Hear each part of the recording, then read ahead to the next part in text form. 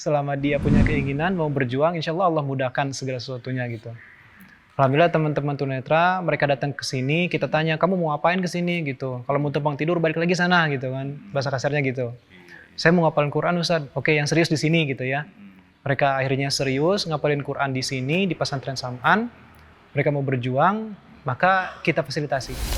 Kalau pesan saya untuk teman-teman yang tunanetra gitu ya, sesama tunanetra, saya juga seorang tunanetra, tapi selama kita mau berjuang, maka insya Allah kita bisa meraih sesuatu yang di luar batasan kita gitu. Insya Allah, kita boleh nggak punya mata, kita boleh nggak punya mulut, boleh nggak punya telinga, boleh nggak punya tangan, boleh nggak punya kaki, tapi selama kita punya hati dan otak, akal, insya Allah kita bisa jadi manusia.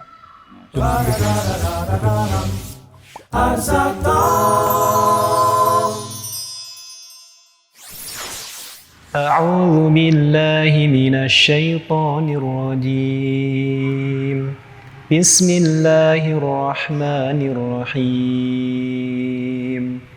ياسين والقرآن الحكيم إنك لمن المرسلين على صراط مستقيم. Assalamualaikum. Waalaikumsalam warahmatullahi wabarakatuh. Masya Allah. Dengan Ustadz siapa Ustadz? Dengan Ustadz Zuhud. Ustadz Zuhud. Iya. Sebagai apa di sini Ustadz? Alhamdulillah di pesantren Sam'an ini saya jadi ketua yayasan Sam'an Netra Mulia Berkah. Masya Allah. Perkenalkan saya Andra Ustadz. Masya Allah, Mas Andra dari Andra. Citi Arsa Foundation Ustadz. Nah, Oh, tadi saya melihat dan juga sempat ngobrol-ngobrol dengan beberapa santri yang ada di sini. Ini kalau boleh tahu nama pesantrennya apa namanya Ustadz? Nama pesantrennya pesantren Sam'an. Sam'an. Pesantren Sam'an. Artinya Iya. apa tuh? Sam'an. Sam'an itu dari bahasa Arab, Mas. Itu dari kata sami'a. Sami'a itu artinya mendengar. Kalau Sam'an artinya pendengaran. Nah, kenapa kita namai pendengaran atau Sam'an itu? Karena sebagai seorang tunanetra yang indera penglihatannya Allah ambil, maka indera yang paling kuat kedua adalah pendengaran. Gitu. Jadi teman-teman tunanetra pasti akan lebih kuat dalam pendengarannya gitu. Masya Mas. Allah. Tadi saya sudah ngobrol juga sama Dion dan juga Kang Eko. Mereka iya, betul. salah satu hafiz Quran, kemudian Alhamdulillah. juga ada yang sudah sampai 11 juz ya untuk setorannya. Ini luar biasa, sangat menginspirasi sekali Ustadz. Nah, saya ketemu sama Ustadz Zuhud ini sebagai ketua yayasan ya. Alhamdulillah, Nah, iya Mas. kita pengen tanya-tanya juga ini sahabat Arsa, pesantren ini sendiri ini kan sangat berbeda dengan pesantren yang ada di Indonesia betul. begitu, karena ini membina anak-anak tunanetra, orang-orang tunanetra untuk menjadi seorang hafiz Quran. Ini berdiri sejak kapan Ustaz? Kalau pesantren Sam'an ini dari tahun 2018 Mas. 2018. Berarti sekitar 7 tahun yang lalu ya? 6, Ya, sekitar itu. Nah, sudah berapa santri yang belajar di sini? Kalau dari angkatan pertama, kan sekarang ini angkatan 7 ya Mas, kita baru, alhamdulillah baru penerimaan santri baru. Nah, Dion itu sebenarnya santri baru Mas. Ya, tadi dia bilang baru 3 bulan kalau tidak salah Betul, ya. Jadi dia baru bergabung dengan Sam'an ini. Oh ya, sebenarnya dia tuh sudah bergabung dengan Sam'an itu dari tahun lalu, 2023. Tapi di tahun 2023 itu dia online. Oh, Ya, karena kita ada online juga di sini. Iya, betul, ada online, ada offline. Nah, dia setahun di online, di tahun 2024 dia baru pindah ke sini. Gitu. Nah, kalau dihitung dari angkatan 1 sampai yang sekarang, yang offline-nya aja nih ya, tanpa yang online, dihitung-hitungnya hitungan kasar ada sekitar 70 lebih lah. Atau 80-an gitu. Oke, jadi sudah sampai 80-an. Dari mana saja kebanyakan santri-santrinya Ustaz? Itu alhamdulillah nasional Mas. Dari seluruh Indonesia Ya, ngumpul di sini begitu ya? Iya, yang belum itu dari Papua belum, Papua dari belum. Maluku, Lampung belum. Kalau Dion tadi dari Sulawesi, Buton, Sulawesi ya, Tenggara Sulawesi. begitu ya, jauh Aceh juga. ada kita Aceh. Ada yang sudah kesini alhamdulillah Nah, dari Aceh. latar belakangnya dididikan pesantren ini apa nih Ustaz? Jadi pendirinya itu adalah Ustaz Ridwan Effendi ya. Beliau adalah seorang tunanetra dari umur 12 tahun. Oke. Tapi alhamdulillah dengan kesungguh-sungguhannya beliau Allah izinkan menyelesaikan S3 doktoral bahasa Arab. Sampai S3. Alhamdulillah. Tunanetra beliau. tapi sampai S3. Iya, Masya Allah. alhamdulillah. Nah, beliau itu memang dari dulu, Mas, dari beliau masih aktivis kampus ya. Beliau itu memang aktif melakukan pembinaan atau pelatihan membaca Al-Quran Braille seperti ini gitu. Dia datang ke daerah-daerah yang jauh gitu ya, yang kayak ke Aceh, kemana-kemana gitu ya. Oh, jemput bola untuk ngajarin anak-anak tunanetra Betul gitu. gitu. Karena memang di luar daerah, ya atau pusat kota lah ya, seperti Jakarta, Bandung, Surabaya ini kan ini pusat kota nih. Iya. Nah di luar pusat kota ini pendidikan Al-Quran Braille itu sangat Minim, kuadrat ya? lah gitu. Kuadrat. Sangat Iya. minim gitu, sangat Iya. tertinggal. Nah akhirnya karena beliau ya punya pengalaman pembinaan itu, Iya. akhirnya terpikir gitu, ya udah gimana ya kalau kita kumpulkan para tunanetra ini di satu tempat gitu, maksudnya biar beliau nggak kemana-mana gitu kan, Iya.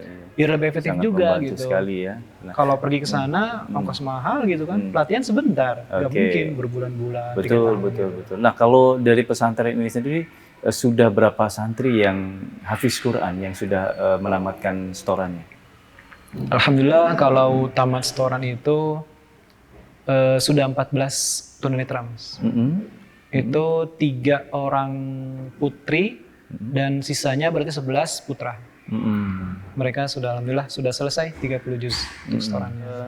Untuk santrinya itu akhwat dan ikhwan juga atau bagaimana? Iya, jadi kita ada putra, ada putri juga seperti itu. Cuman memang kalau untuk yang putri bangunan asramanya masih terpisah, Mas. Terpisah. Nggak di bangunan utama pondok. Gitu. Jadi kalau yang putri ini kita nyewa. Masih sewa? Iya, Bukan masih punya sewa. sendiri. Oh gitu ya. Iya, jadi ada rumah warga di sini gitu ya, warga sini yang tidak digunakan rumahnya, dikontrakan, jadi kita sewa tuh per tahun gitu. Oke, Jadi masih berjuang berarti ya Iya. untuk punya bangunan sendiri gitu ya. Ya, nah, alhamdulillah kita bersama dengan Cinta Quran ya Ustadz Fatih Karim, kita lagi mengusahakan wakaf pesantren tunanetra putri pertama di Indonesia. Pesantren tunanetra putri pertama Iya, di Indonesia. pertama di Indonesia, Masya betul. Allah. Oke, itu gimana progresnya sampai dengan saat ini? Alhamdulillah dari pekan ke pekan kalau kita lihat ya itu progresnya luar biasa, Mas. Jadi alhamdulillah lah gitu. Ternyata banyak nih para kalau ya kita sebut ya para musinin lah ya. Para musinin yang mau membantu teman-teman tunanetra putri yang ingin menghafal Quran, ingin belajar lebih mendalam tentang agama gitu. Banyak yang membantu terus bertumbuh progresnya. Untuk saat ini alhamdulillah kita sudah 60%. 60%. Ya, Lokasinya di mana sih? Lokasinya itu di Bandung, daerah Setiabudi Regensi. Oh, di dalam perumahan berarti ya? Iya, Berarti betul, sih? komplek Masya itu. Allah. Alhamdulillah. Oke, ini benar yang pertama, pesantren putri tunanetra pertama di Insya Indonesia? Allah, Mas, Sebelumnya belum ada? sepengetahuan saya memang pondok khusus putri ya. Khusus putri itu belum ada. Nah, untuk pengajarnya dari mana nanti? Kalau pengajarnya ya bisa dari mana saja gitu, Mas. Yang ada saat ini? Yang ada saat ini? Saat ini ada yang dari Jawa Timur. Oh, berarti Lumayan. dari berbagai daerah juga. Iya. Nah, mereka-mereka ini apakah memang awas atau normal atau tunanetra juga? Nah, itu alhamdulillah campur, Mas. Campur. Ya, jadi ada yang tunanetra, ada yang awas juga. Gitu. Nah, yang menarik juga adalah bagaimana metode pembelajaran di pesantren ini, karena kan tidak mudah ya, tidak mudah. Jangankan yang tunanetra, yang normal aja, yang awas aja susah banget nih diajak untuk bisa hafal Quran, apalagi yang tunanetra begitu dengan keterbatasan hanya membaca braille, Quran braille gitu. Nah, ini metodenya seperti apa di sini? Oke, sebenarnya terkait susah atau mudahnya itu tergantung kemauan gitu. Iya, bukan pada dia tunanetra atau bukan gitu. Oh gitu ya, oke. Selama dia punya keinginan mau berjuang, insya Allah Allah mudahkan segala sesuatunya gitu. Alhamdulillah teman-teman tunanetra mereka datang ke sini, kita tanya kamu mau apain ke sini gitu. Kalau mau tumpang tidur balik lagi sana gitu kan, bahasa kasarnya gitu. Iya. Saya mau ngapalin Quran Ustaz. Oke, yang serius di sini gitu ya. Mereka akhirnya serius ngapalin Quran di sini di pesantren Sam'an. Mereka mau berjuang, maka kita fasilitasi. Nah, mereka itu ada 2 cara, Mas, ketika mereka menghafal Quran. Ada yang membaca mushaf braille ini.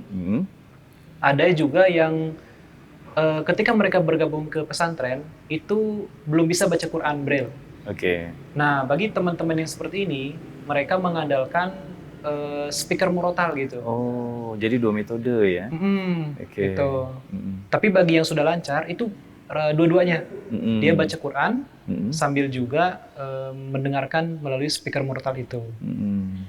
Itu 2 metode itu mereka untuk Nah, challenge-nya, tantangannya untuk bisa mengajarkan mereka ini yang tunanetra, sahabat-sahabat kita ini bagaimana, Ustaz? Apa challenge-nya? Wah, itu lumayan banyak ya, Mas ya. Ya pasti ya, tapi kita pengen dengar seperti apa challenge-nya. Oke, kalau kita lihat dari sisi aspek keterampilan ya, teman-teman tunanetra itu beberapa ya, itu ada yang jadi kemampuan merabanya tuh sensitivitasnya maksudnya ya. Jadi kan dari kalau jarinya ya? kurang gitu. Mereka perlu waktu, bukan tidak bisa, cuman butuh waktu lebih lama aja untuk mereka bisa lancar gitu ya membaca. Sensitivitasnya ya itu terus dilatih gitu. Saraf apa ya, kalau bahasa saya nggak tahu ya Pak, istilahnya apa, saraf motorik atau gimana gitu ya. Istilah kedokterannya itu perlu dilatih terus gitu. Bisa, tapi membutuhkan waktu yang lebih lama gitu ya. Itu kalau dari sisi keterampilan. Terus juga kalau sisi dari kondisi mental, banyak teman-teman tunanetra yang mentalnya belum siap. Dia belum bisa menerima dirinya sebagai tunanetra gitu. Nah, itu berarti yang bukan sejak lahir ya, tapi yang ketika dia dua-duanya sih, Mas. Dua-dua juga, sejak lahir pun masih belum siap untuk ada aja gitu, ada aja. Nah, itu gimana cara membangun semangat mereka? Itu untuk membangun semangat mereka, keikhlasan mereka gitu ya. Itu ya kita terus berdialog aja, ngobrol aja gitu, Mas. Karena yang begitu obatnya ya apalagi selain curhat gitu. Mendengarkan curhat mereka gitu ya. Kita dengarkan curhat mereka, terus kita kasih nasihat, dikit-dikit aja, Mas. Nggak bisa sekaligus 1 jam diceramahin gitu, udah. Ya tadi kita juga dengar dari Kang Eko itu sampai sempat drop, tapi ketika ada di satu momen karena orang tuanya dia semangat lagi dan dia menyatakan bahwa kalau saya tidak tunanetra mungkin saya tidak bisa hafiz Quran. Itu luar biasa sekali.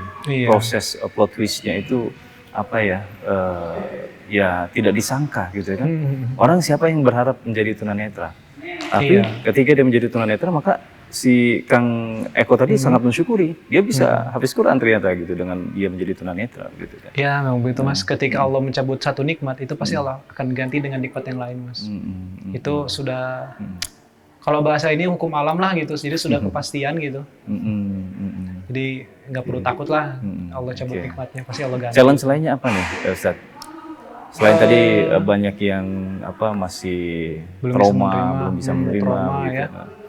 Kemudian dari sisi kemandirian itu juga, Mas. Dari sisi kemandirian kita juga perlu betul-betul melatih mereka gitu biar mereka bisa mandiri beraktivitas gitu. Baik itu ya contoh sederhana gitu ya, kayak ngambil makan, mencuci. Itu mereka sendiri lakukan? Mencuci sendiri gitu? Oh, mandiri ya? Iya, betul. Makanya kita ada program, kita punya 5 program ya, Mas ya. Salah satunya itu program pondok mandiri.